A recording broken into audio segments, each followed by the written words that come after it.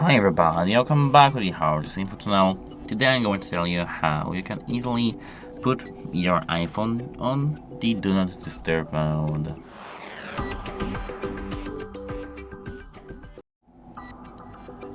So actually, this process is quite easy.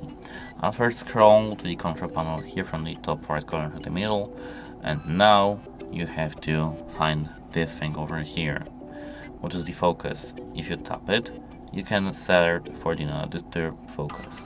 Tap it, and now your Do Not Disturb mode is enabled.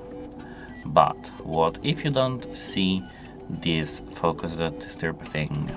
You have to hold your finger in your background, tap under control, and here scroll down to the focus over here. Wait a moment.